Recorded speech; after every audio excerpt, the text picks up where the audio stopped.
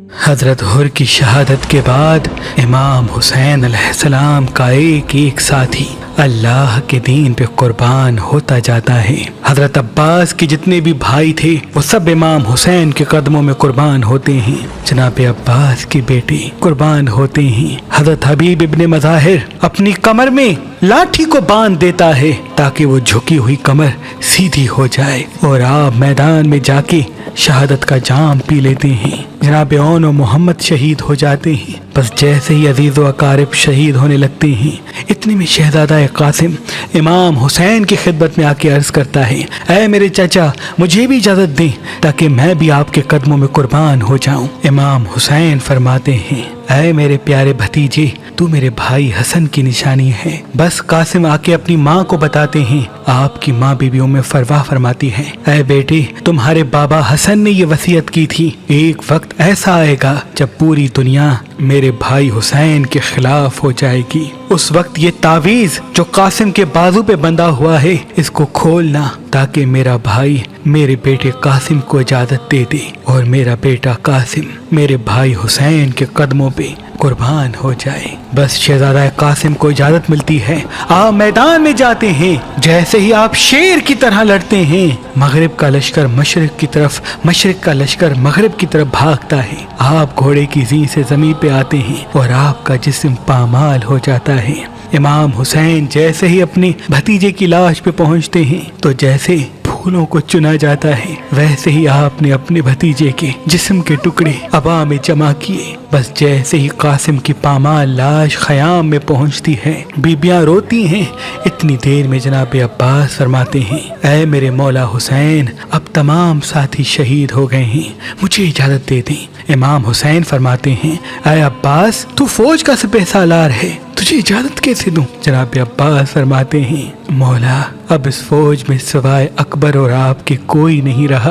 फिर आप फरमाते हैं, ऐ मेरे मौला बच्चे बहुत प्यासे हैं, 3 दिन मुसलसल प्यासे रहने की वजह से अब बच्चों से प्यास बर्दाश्त नहीं होती और मुझसे उनका तड़पना देखा नहीं जाता। मुझे हुक्म दे मैं दरिया से पानी लेके आऊं। इमाम हुसैन फरमाते हैं, ऐ अब्बास जा अपनी बहन जैनब के पास, अगर जैनब इजाजत दे दे तो फिर नहर फरात चले जाना। जनाब अब्बास बीवी जैनब से इजाजत लेके मैदान में आते हैं और शेर की तरह हमला करके दरिया फरात तक आ पहुंचते हैं। मश्क में पानी भर के बस वापस पलट ही रहे थे। इतनी देर में उमर बिन साद कहता है, देखते क्या हो, अगर पानी हुसैन के खयाम तक पहुंचा तो उनको मात देना बहुत मुश्किल है। अब्बास को घेर लो और दूर दूर से तीर चलाओ, वार करो ताकि अब्बास खैमे तक पानी न पहुंचा सके। बस जनाब अब्बास की यही कोशिश होती है कि चाहे कुछ भी हो ये पानी बीबी सकीना और इमाम हुसैन के बच्चों तक पहुंचे। जालिम तीरों की बारिश करते रहते हैं। इतनी देर में एक जालिम छुप के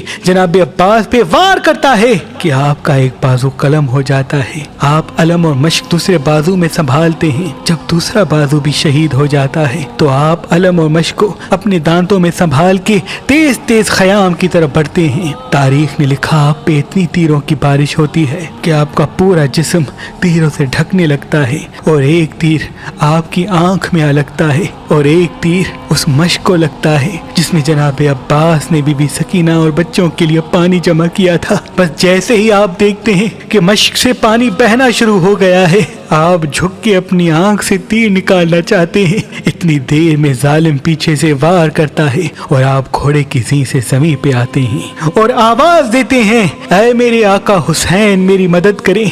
इमाम हुसैन जनाब अब्बास की लाश पे आते हैं। आप वसीयत करते हैं कि ऐ मेरे मौला मेरी लाश को खयाम में न ले जाना, क्योंकि सुबह से लेके अब तक आपने बहुत लाशें उठाई हैं और मैं बच्चों से शर्मसार हूँ कि मैंने पानी सकीना और असगर तक नहीं पहुँचाया। बस मौला हुसैन खाली मश्क और अलम लेके खयाम में आते हैं। बच्चे दूर से जब अलम को देखें तो उन्हें लगा शायद अब्बास चाचा आ रहे हैं, लेकिन देखते हैं कि खाली मश्क है और खून से भरा हुआ अलम इमाम हुसैन लेके आ रहे हैं और चचा इमाम हुसैन के साथ नहीं। बस बच्चे रोना शुरू करते हैं। इमाम हुसैन बच्चों को दिलासा दे के कहते हैं कि तुम्हारी प्यास को रहती दुनिया तक याद रखा जाएगा। मेरे नाना के दीन को बचाने के लिए ऐ मेरे बच्चों तुम्हारा प्यासा रहना जरूरी है। इतनी देर में जनाब अली अकबर फरमाते हैं, बाबा अब मुझे भी इजाजत दें। इमाम हुसैन शबी रसूल अली अकबर का माथा चूमते हैं। आप अपनी माँ और बहनों से इजाजत लेके मैदान में आते हैं और खुतबा देते हैं, ऐ लोगो देखो, मैं तुम्हारे रसूल मोहम्मद मुस्तफ़ा सल्लल्लाहु अलैहि वसल्लम का हम शक्ल हूँ। मैं वो बेटा हूँ जिसको मेरे बाबा हुसैन ने दुआ मांग के अल्लाह से मांगा था कि ऐ अल्लाह मुझे ऐसा बेटा दे दे जो तेरे रसूल की सूरत हो। ऐ लोगो हम आले मोहम्मद हैं, क्यों हम पे सितम कर रहे हो? हमारा रास्ता क्यों रोका है? हमें छोड़ो, हम कहीं दूर चले जाएंगे। जालिम कहते हैं, अकबर की बात न सुनो, इसको शहीद कर दो। तारीख ने लिखा, सैकड़ों यजीद के फौज के सिपाही अली अकबर पे हमला करते हैं। देर तक आप लड़ते रहते हैं। बिलाखिर एक जालिम अली अकबर के सीने में बर्छी मारता है और हंस के ये कहता है कि अब देखते हैं कि बूढ़ा बाप इस जवान बेटे की लाश से ये बर्छी कैसे निकालता है। और ये कह के बर्छी पीछे से तोड़ देता है। बस अली अकबर घोड़े की जीं से जमीन पे आते हैं और आवाज देते हैं, बाबा मेरी मदद करें। इमाम हुसैन कभी उठते हैं कभी गिरते हैं। तारीख ने लिखा, जैसे कोई बच्चा अपने घुटनों के सहारे चलता है, वैसे ही आप आके अपने बेटे की लाश पे पहुंचते हैं और आवाज बुलंद करते हैं, ऐ अल्लाह मैंने इस्लाम के लिए अपना अकबर भी कुर्बान कर दिया। आप देखिए कि अली अकबर का एक हाथ आपके सीने पर है। आप पूछते हैं, ऐ मेरे बेटे क्या कोई तकलीफ है? जनाब अकबर फरमाते हैं, बाबा एक जालिम ने मेरे सीने में बर्छी मारी और कहता गया, अब देखते हैं ये बूढ़ा बाप अपने बेटे के सीने से ये बर्छी कैसे निकालता है। बस इमाम हुसैन अली अकबर का हाथ सीने से हटाते हैं और एक हाथ अपना ज़मीन करबला पे रखते हैं, एक हाथ से बर्छी को पकड़ते हैं और कहते हैं, ऐ दादा इब्राहिम देख मैं अपना इस्माइल कैसे ज़िबा करता हूँ। जैसे ही खींचते हैं तो अली अकबर इमाम हुसैन की गोद में तड़पने लगता है। आप कहते हैं, ऐ अल्लाह मेरे बच्चे की कुर्बानी कबूल करना। बस अली अकबर की लाश को उठाए ख़याम में आते हैं और बीबी उम्मे लैला और बीबी ज़ैनब से कहते हैं, मेरे बेटे की कुर्बानी कबूल हो गई। फिर आप मैदान में आके हुज्जत तमाम करते हैं और कहते हैं, ऐ मेरे नाना की उम्मत मैं तुम्हारे रसूल का नवासा हूँ और इन ख़याम में तुम्हारे रसूल की बेटियाँ हैं। हमने 3 दिन से पानी नहीं पिया, हमारा क्या कसूर है? वो सब कहते हैं, तुम्हारा ये कसूर है कि तुम अली के बेटे हो। यहाँ सब अली की औलाद से बदला लेने आए हैं। इमाम हुसैन फरियाद बुलंद करते हैं कि हल मिन नासिर यंसुरना, है कोई मुझ गरीब की मदद करने वाला? तमाम लोग हंसते रहते हैं, लेकिन ख़याम में एक झोले से शहजादा खुद को गिरा देता है और आवाज बुलंद करता है, ऐ मेरे मौला अभी मैं जिंदा हूँ। जब रोने की आवाज इमाम हुसैन के कानों तक आ पहुँचती है, आप खैमे में आते हैं और कहते हैं, क्या बीबियो अभी तुम्हारा वारिस जिंदा है, क्यों इतनी जोर से रो रही हो?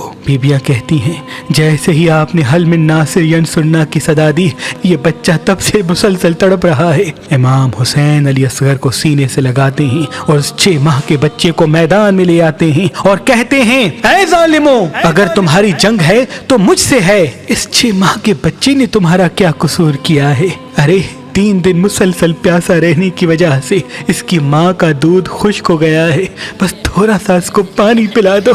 फौजे यजीद हंसती जाती है और कहती है, ऐ हुसैन अगर बच्चा इतना ही प्यासा है तो इसे कह दो कि खुद हमसे पानी मांगे। इमाम हुसैन अली असगर को देख के कहते हैं और फरमाते हैं, ऐ मेरे बेटे अपने नाना की उम्मत से पानी मांग। अली असगर फौज की आंखों में आंखें डाल के कहते हैं, ऐ मेरे नाना रसूल अल्लाह की उम्मतियों, मैं तुम्हारे रसूल का बच्चा हूँ और 3 दिन का प्यासा हूँ, मुझे थोड़ा पानी दे दो। अली असगर का वो तड़पना और आपके अल्फाज में वो दर्द सुन के फौजी यजीद हिल जाती है। इतनी देर में उमर बिन साद कहता है कि हुरमला देख क्या रहा है, ये फौज पूरी बागी हो जाएगी, जल्दी निशाना ले और उस बच्चे का काम तमाम कर। बस वो हुरमला 3 नोकों वाला तीर निकालता है। तारीख ने लिखा, वो तीर इतना वजनी था कि अली असगर को चीर के इमाम हुसैन के बाजू पे आ लगता है। अली असगर मुस्कुराते रहते हैं और आपके जिस्म से खून बहता जाता है। इमाम हुसैन अपने बच्चे को शहीद होता हुआ देख के चाहते हैं कि ये खून आसमान के हवाले करें। आसमान तड़प के कहता है, ऐ नवासा रसूल, हम कयामत तक पानी नहीं बरसाएंगे। आप चाहते हैं खून को ज़मीन के हवाले करें। ज़मीन रो के कहती है, ऐ नवासा रसूल, हम कयामत तक अनाज नहीं उगलेंगे। आपने बच्चे के खून को अपने चेहरे पे मल लिया।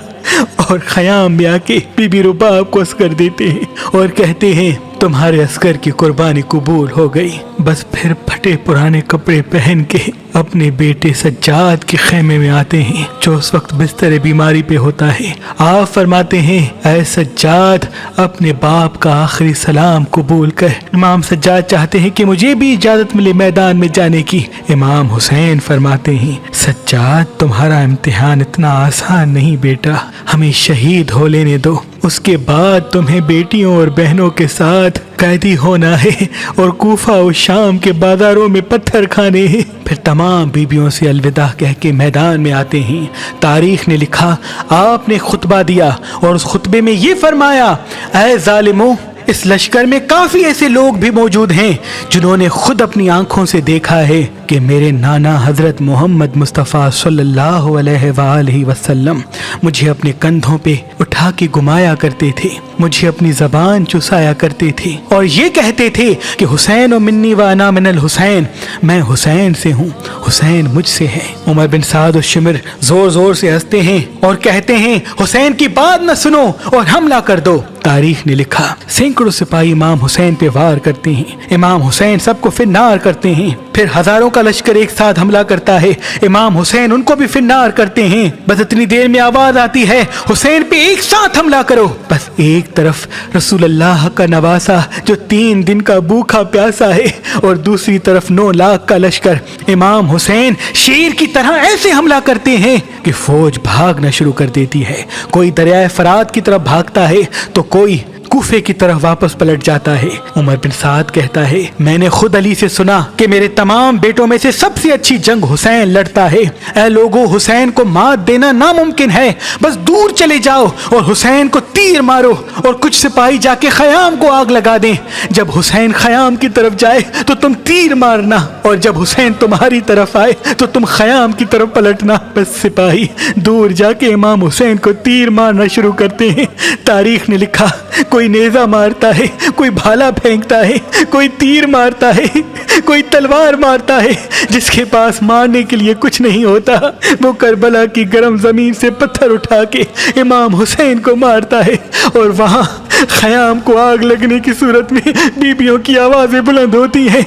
इमाम हुसैन कभी ख़याम की तरफ जाते हैं, कभी मैदान की तरफ आते हैं। बस आवाज़ें गैब आने लगती है, ऐ हुसैन, तेरा अल्लाह तुझसे राज़ी हो गया। इमाम हुसैन अपनी तलवार को रोक लेते हैं और फौज यजीद में से कोई जालिम इमाम हुसैन की पुश्त पे वार करता है।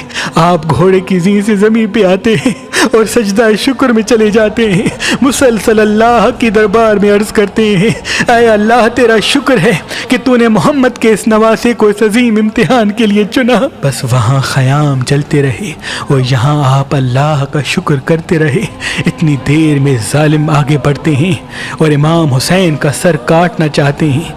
तारीख ने लिखा, जो भी इमाम हुसैन के करीब आए, इमाम हुसैन की आंखों में उनको रसूल अल्लाह का चेहरा नजर आए, वो दूर चला जाए। शिमिर कहता है, ये काम मुझसे ही होना है। बस वो नवासा रसूल का सर काट के नोके नेज़ा पे बुलंद करता है और इमाम हुसैन के जिस्म मुबारक पे घोड़ों को दौड़ाया जाता है। आपकी लाश को पामाल कर दिया जाता है, आपके ख़याम को लूटा जाता है, आपकी मस्तूरात को बेचादर करके कैदी बनाया जाता है।